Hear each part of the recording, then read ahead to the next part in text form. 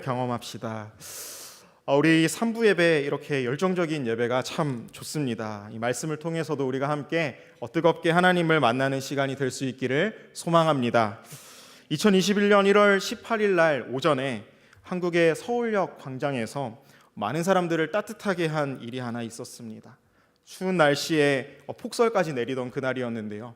한 노숙인이 얇은 바지에 또 낡은 신발을 신고 서울역 광장에서 눈을 맞으면서 서 있었습니다. 다들 분주하게 그곳을 지나가던 그때에 이 나이가 지긋한 한 신사분이 그 노숙인을 지나가고 있었습니다. 그리고 노숙인은 그 신사에게 제가 너무 추워서 그런데 커피 한 잔을 좀 사주십시오라는 그런 요청을 합니다. 그러자 이분은 자신이 입고 있었던 그 외투를 벗어서 이 노숙인에게 입혀주고, 자신이 끼고 있었던 장갑을 벗어서 그 노숙인에게 주고, 또 5만 원 지폐 한 장을 주고 사라지게 되었습니다. 마침 그 장면을 한 언론사의 기자분이 촬영을 했는데요. 사진 한번 보여주실까요? 네, 바로 저 사진입니다. 이 사진이 다음 날 이제 신문 1면에 실리게 되었습니다. 그리고 사진을 보면서 많은 사람들이 따뜻함을 느끼고 실제로 그해 겨울에 더 많은 사람들이 이 노숙인을 돕는 데에 동참하게 되었습니다. 이 사진이 왜 많은 사람들의 마음을 따뜻하게 했을까요? 나는 무심코 그냥 지나갔었던 이 노숙인에게 이 신사분은 관심을 가지고 뿐만 아니라 자신이 가진 것을 내어주었기 때문입니다. 추운 날씨에 자신이 입고 있는 옷을 벗어서 준다라는 것은 결코 쉬운 일이 아니죠. 그래서 이분을 다시 찾을 수는 없었지만은 이 노숙인 한 사람을 위해서 자기 자신이 가진 것을 내어주는 이 따뜻한 사랑은 많은 사람들에게 이 반향을 일으켰습니다. 오늘 본문 이 마가복음 5장에도 바로 그런 장면이 나옵니다. 무덤 사이에 버려져 있었던 한 사람, 아무도 다가가지 않았던 이 귀신 들린 사람을 예수님께서는 찾아오셨습니다. 풍랑을 뚫고 오셔서 그 한 영혼에게 관심을 가지셨고, 또 결국에 그의 삶을 완전하게 회복시켜 주십니다.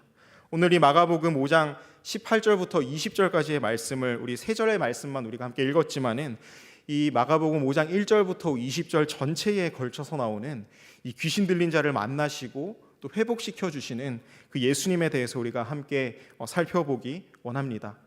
그런 사랑이라는 제목으로 제목을 정해 보았는데요.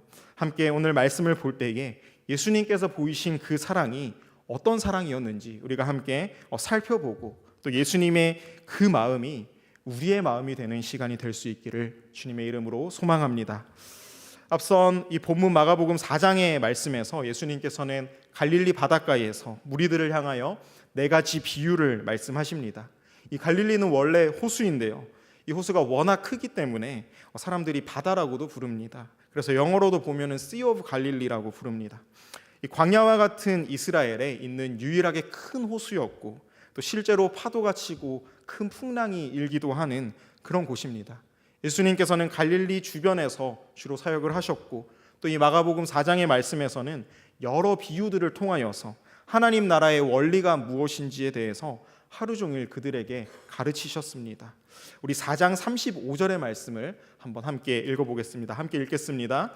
그날 저물 때에 제자들에게 이르시되 우리가 저편으로 건너가자 하시니. 아멘. 하루 종일 사람들을 가르치시고 또 고치시고 피곤하실 법도 한데 예수님께서는 저편으로, 저 반대편으로 배를 타고 우리가 건너가자라고 제자들에게 말씀하시죠.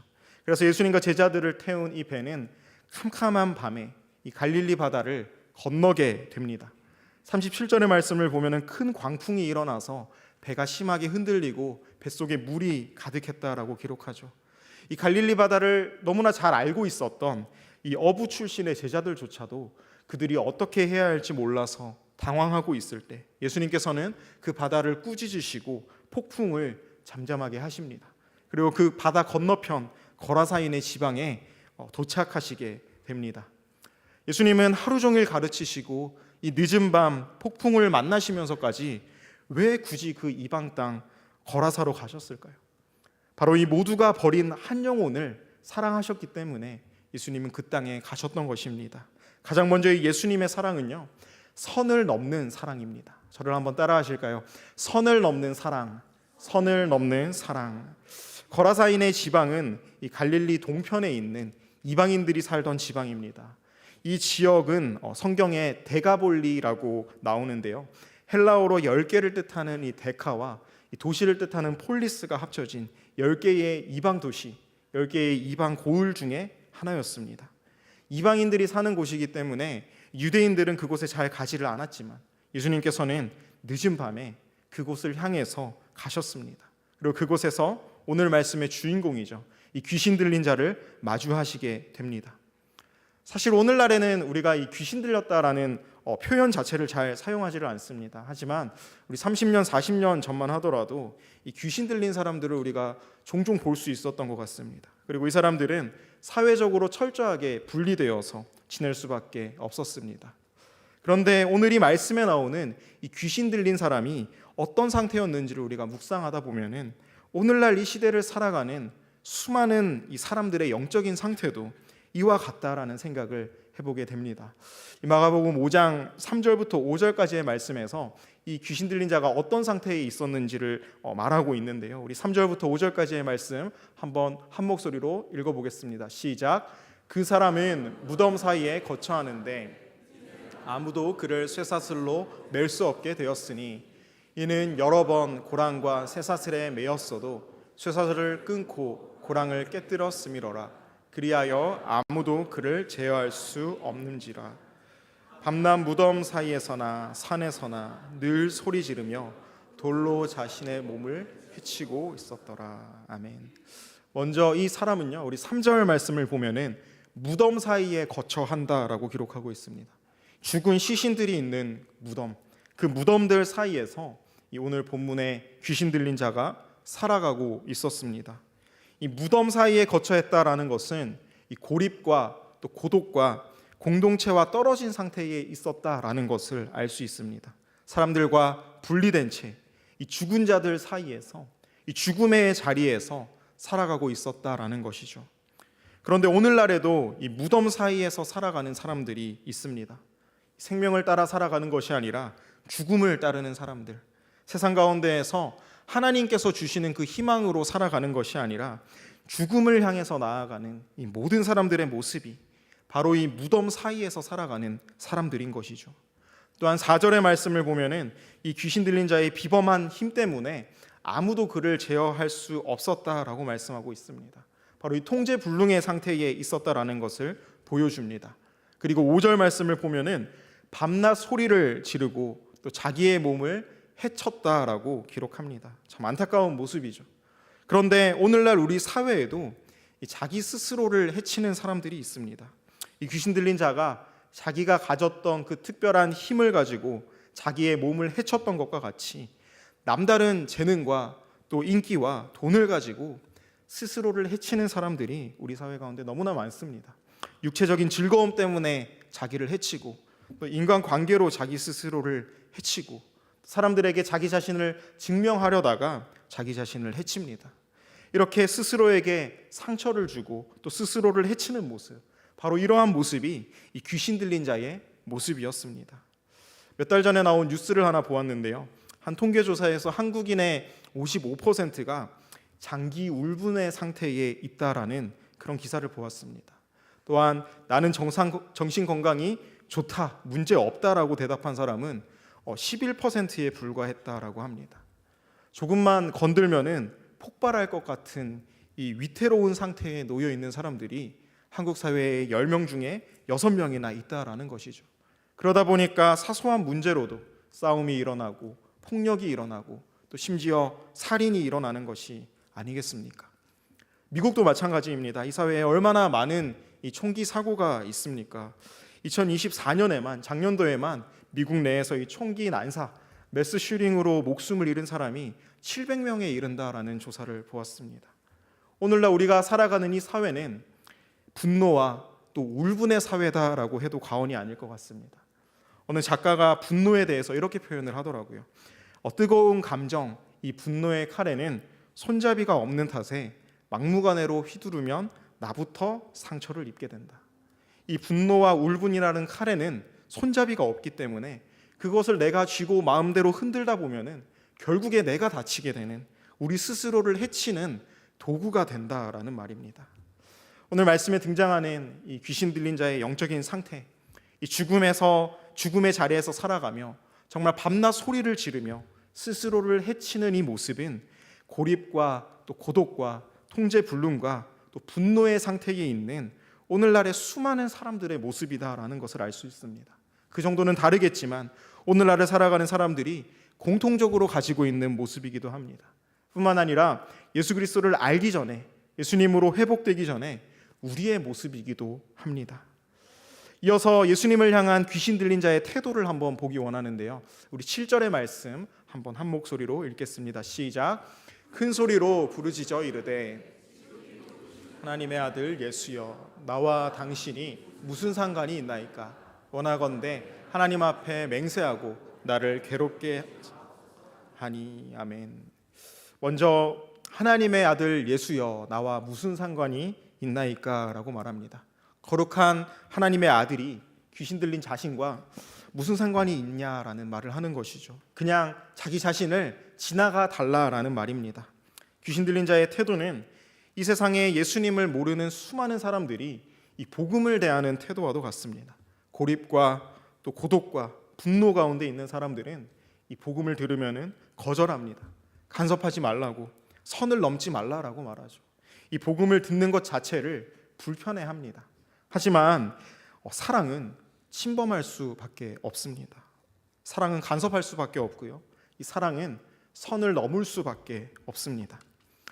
저는 색깔을 잘 못 보는 이 색약이 있습니다. 빨강, 파랑, 노랑 그런 색깔은 당연히 구분을 하지만 이제 연두색, 보라색, 민트색 이런 색깔들을 이제 여러 색깔들이 섞인 색깔들을 구분하는데 조금 어려움이 있어요.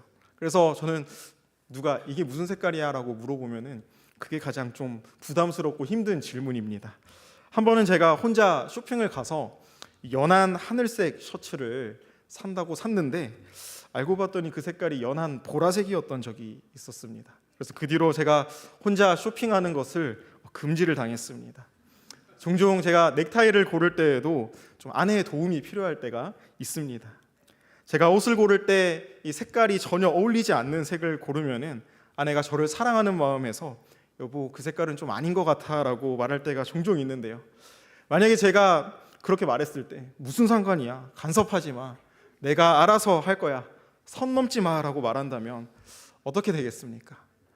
우선은 혼나겠죠. 혼나고요. 그런데 저를 정말 사랑한다면은 제가 그렇게 말했다고, 그래 그러면 알아서 입어라고 저를 내버려 두겠습니까?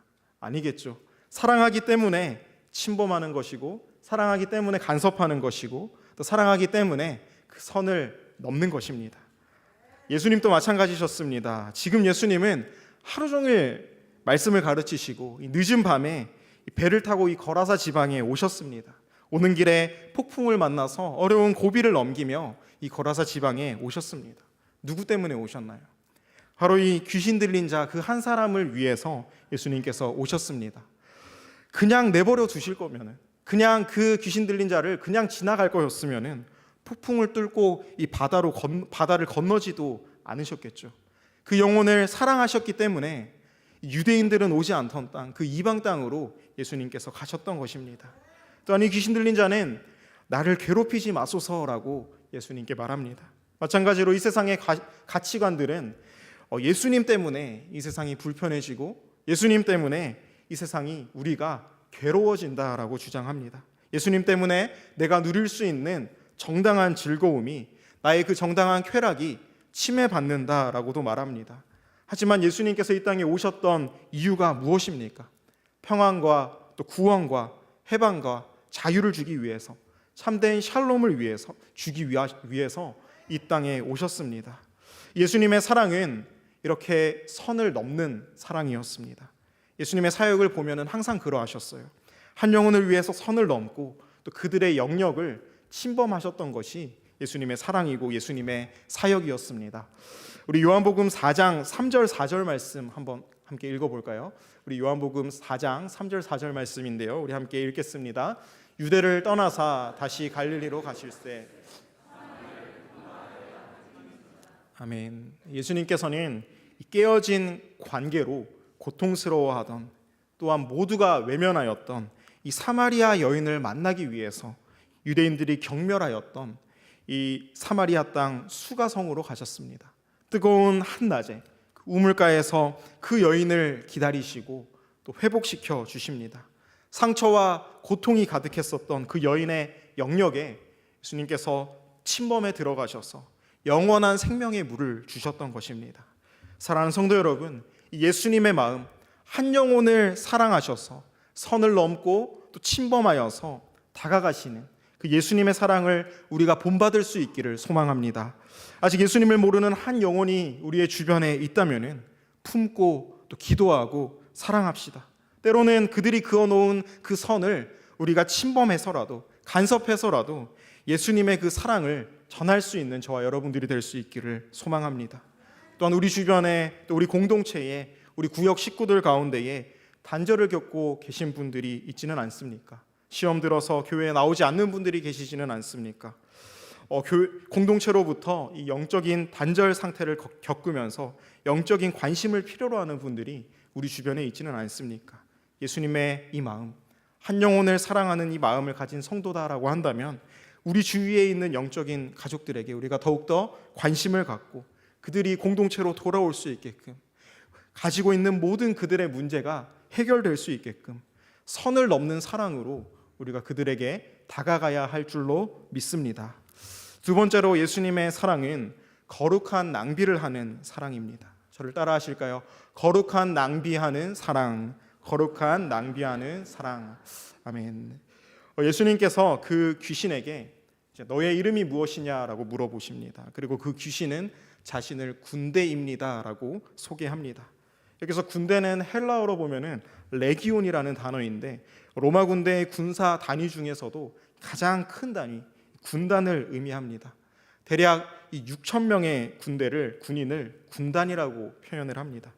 그만큼 큰 무리의 이 악한 세력이 그 사람을 괴롭게 하고 있었던 것이죠. 그 귀신들은 예수님께 우리를 그 지역에서, 이 거라사에서 내보내지 말아 주십시오라고 간청했습니다. 그리고 산 비탈에 있는 2천 마리의 돼지 떼들에게로 내가 들어갈 수 있게 해달라고 예수님께 요청을 합니다. 예수님께서 허락을 하시자 이 귀신들은 돼지 떼들에게로 들어가게 되었고 결국에 그 돼지 떼는 바다로 뛰어들어가서 죽게 됩니다. 그리고 이 일로 통제 불능 가운데 있었던 이 귀신 들린 자는 정상적인 모습으로 돌아오고 회복이 되었습니다. 그러나 이 거라사인들은 이 상황을 조금 다르게 보았습니다. 우리 5장 17절의 말씀인데요. 우리 17절 말씀 함께 한 목소리로 읽겠습니다. 그들이 예수께 아멘. 네, 이 일을 겪은 그 지역의 이 거라사인들은 두려움을 느꼈습니다. 그래서 예수님께 자신들의 마을에서 좀 떠나 주십시오라고 요청하죠. 그들이 느꼈던 이 두려움은 예수님의 능력과 또 예수님의 높으심에 대한 두려움과 경외가 아니었습니다. 정신이 온전해져서 앉아 있었던 그 한 사람을 보았을 때 그 영혼이 회복된 것에 대한 기쁨보다는 문제의 해결자가 되시는 예수님에 대한 그 경외함보다는 지금 돼지 2천 마리를 잃었다라는 그 사실에 두려움을 느끼고 있는 것입니다. 쉽게 말해서 한 영혼이 회복되는데 2천 마리의 돼지가 필요했다면 앞으로 얼마나 더 많은 것들이 그 땅의 문제가 해결되기 위하여서 희생되어야 하는가에 대한 그 두려움이었습니다. 예수님을 향해서 자신들의 마을에서 떠나달라라는 이 거라사인들의 요청. 그들은 천하보다 귀한 한 사람이 변화되고 회복된 것에 대한 관심보다는 금전적인 손해와 또 경제적인 손실에 더 큰 관심이 있었던 것입니다. 그들이 예수님께 떠나달라라는 이 말의 표현은 예수님께서 그 군대 귀신에게 나가라라고 했던 그 헬라어 단어와 똑같은 표현입니다. 즉 귀신을 내쫓으셨던 예수님을 자신들의 마을에서 지금 내쫓으려고 하는 것입니다. 이 거라사인들은 자기 자신만 보이는 사람들이었습니다. 자기 유익만 바라보는 사람이었습니다. 그런데 그러한 사람들은 그때에도 있었고 오늘날에도 있습니다.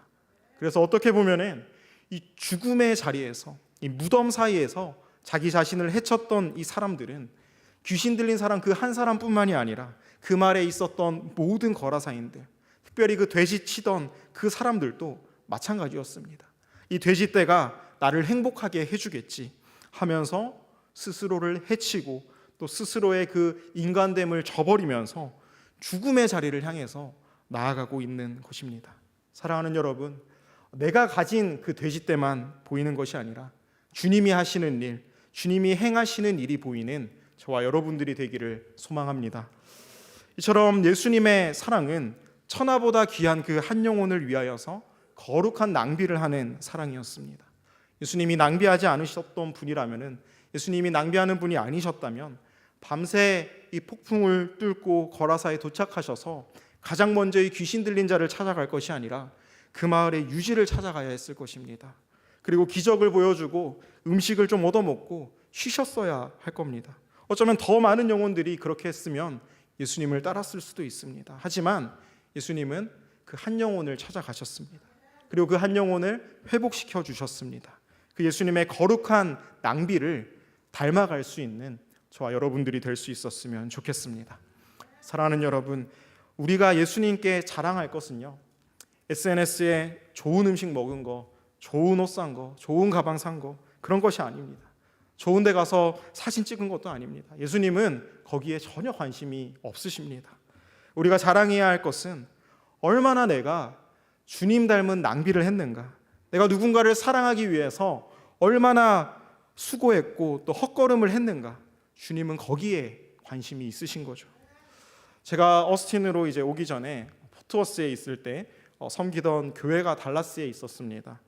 제가 주말에만 이제 교회에 가서 파트 사역을 하면서 학업을 하고 있었는데 교회 집사님 한 분이 한 가지 요청을 하셨습니다. 교회의 규모가 그렇게 크지 않아서 청년부가 없었는데 집사님 아들과 또 그 집사님 아들의 친구들 몇 명을 이제 교회에 나오게 하고 싶으시다고, 그 청년들에게 좀 말씀을 가르쳐주고 청년부를 좀 맡아줄 수 있느냐라고 하셨어요.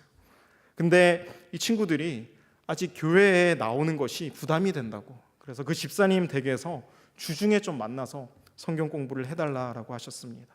그래서 집사님께서 매번 이 정성껏 식사를 준비해 주셔서 함께 식사하고 또 복음을 소개하는 그런 시간들을 보냈었는데요.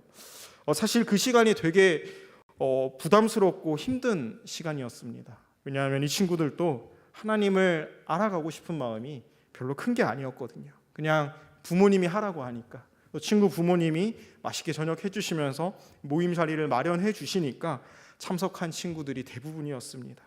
뿐만 아니라 이 주중에 이 포트워스에서 달라스까지요, 차로 왕복을 하면은 2시간이 걸립니다. 그런데 주중에 저의 시간을 내어서 그 친구들을 만나러 가야 했습니다. 퇴근 시간에 가면은 트래픽이 너무 심해서 점심 먹고 일찍 이제 달라스로 가서 카페에 가서 함께 나눌 내용들을 준비하고 또 그 청년들을 만나고 교제하면은요, 하루 종일 시간이 걸렸습니다. 그래서 밤에 오면은 밤 11시가 넘었습니다. 그러면서 저에게 이 거라사인의 마음이 들어왔습니다. 아직 교회도 안 다니는 이 청년들과 이렇게 만나서 모임을 하는 게 큰 도움이 될까? 차라리 우리 교회 잘 다니시는 성도님들을 대상으로 신앙생활 잘 할 수 있게끔 돕는 것이 더 효과적이지 않을까라는 그런 생각이 제 마음속에 있었습니다. 그리고 내 시간, 내 에너지가 낭비되는 것 같다라는 생각도 들었습니다. 이 돼지떼 2,000마리를 아까워하던 이 경제 논리가 제 마음속에 들어왔던 것입니다. 그 중에 모임에 그래도 열심히 참여하는 친구가 한 명 있었습니다. 이 친구는 조금만 더 하면 이제 교회 나올 수 있겠다라는 그런 기대감이 있었는데 어느 날 이 친구가 이렇게 말하더라고요. 목사님, 지금껏 잘 가르쳐 주셔서 감사하고요. 저는 다음 주부터 땡땡땡 교회로 출석하려고 합니다라고 했습니다.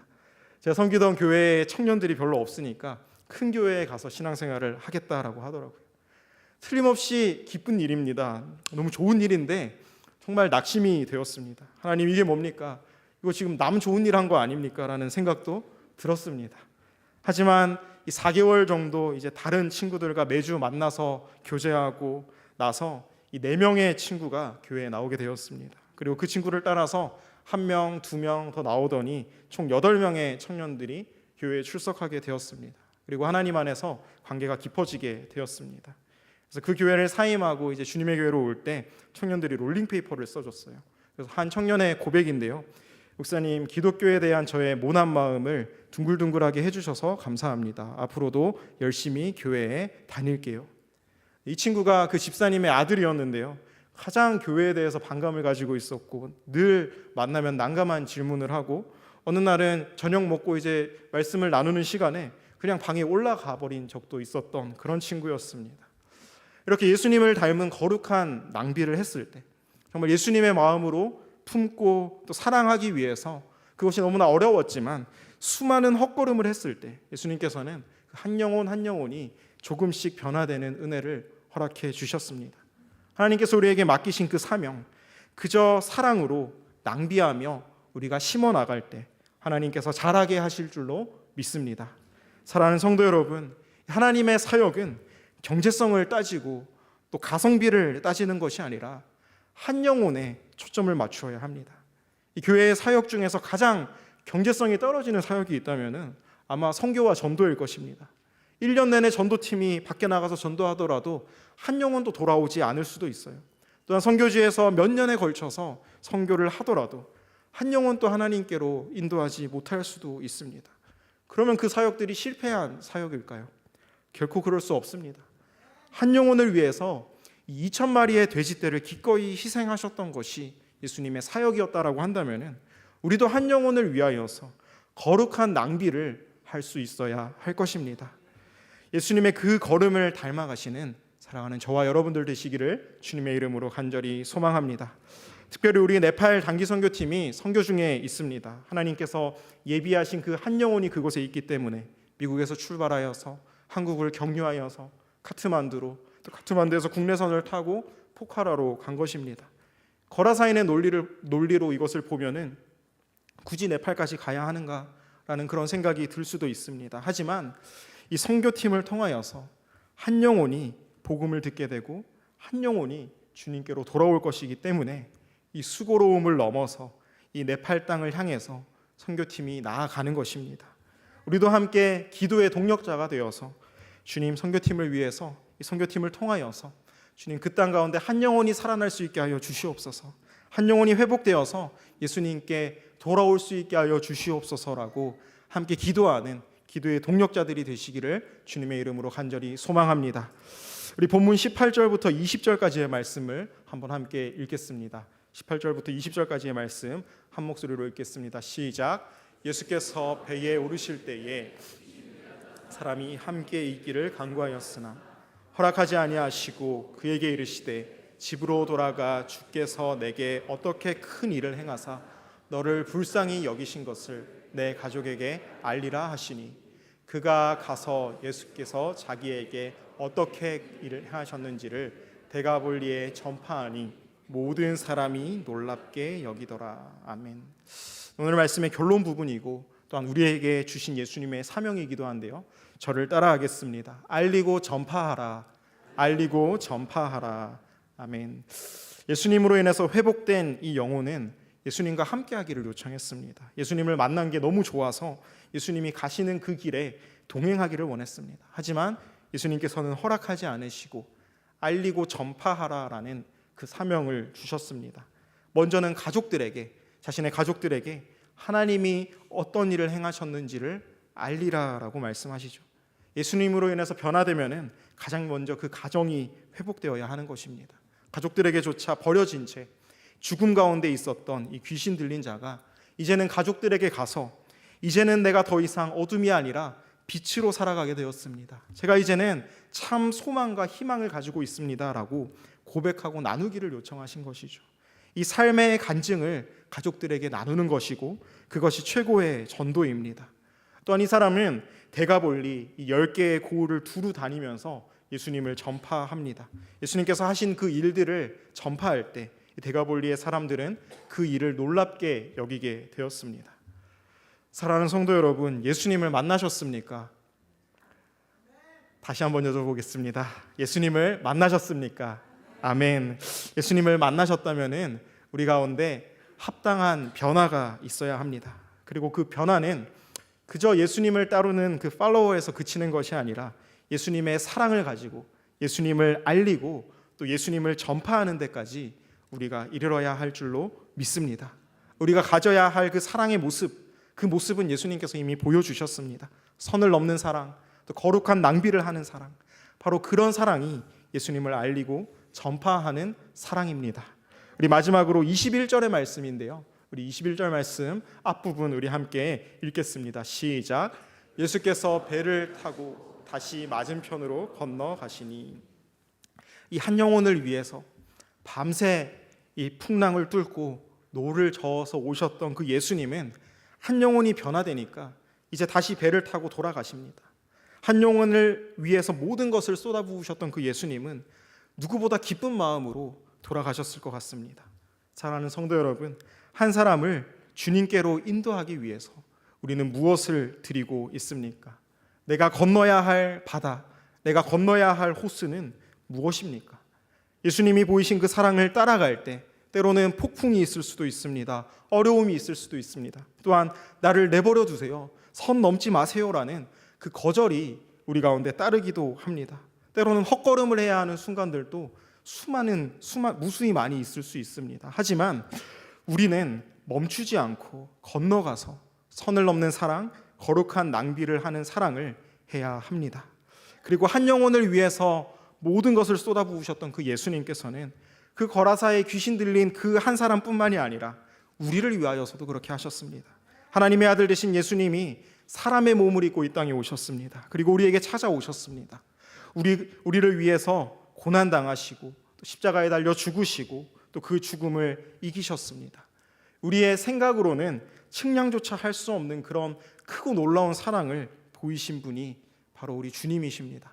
이제는 희미한 기억이 되어버렸을 수도 있지만 틀림없이 우리 예수님께서는 우리 한 명 한 명을 사랑하셔서 그 한 영혼을 너무나 사랑하는 마음으로 폭풍을 뚫고 우리 가운데 오셨고 또 우리 영혼의 회복을 위해서 거룩한 낭비를 하셨습니다. 사랑하는 여러분, 한 사람을 주님께로 인도하기 위해서 무엇을 드리고 계십니까? 이제 말씀을 정리합니다. 사랑하는 여러분, 합당한 변화로 우리가 이 땅을 살아갈 수 있기를 소망합니다. 하나님, 이제는 내가 이 땅 가운데에서 한 영혼을 사랑하는 마음으로, 그 선을 넘는 사랑으로, 거룩한 낭비를 하는 그 사랑으로 우리의 시간과 우리의 마음과 우리의 물질을 쏟아놓으며 주님, 이제 제가 한 영혼을 섬기겠습니다, 한 영혼의 회복을 기대하겠습니다라는 그 마음으로 예수님이 보이신 그런 사랑을 우리가 이 땅 가운데에서 보이고 또 실천하며 살아가는 우리 사랑하는 주님의 교회 모든 성도님들 되시기를 주님의 이름으로 간절히 축복합니다. 아멘. 우리 이 시간 함께 찬양하시고 또 합심하여 기도하기 원하는데요. 우리 하나님 아버지의 마음이라는 찬양 우리 함께 찬양하기 원합니다. 이 찬양의 가사가 우리의 신앙 고백이 되어서 정말 우리 주님의 마음이 있는 곳에 우리의 마음이 있고 우리의 주님이 바라보는 그 영혼에게 우리의 두 발이 향하게 하여 주시옵소서라는 그 마음으로 우리가 함께 찬양을 올려드리고 합심해서 기도하겠습니다.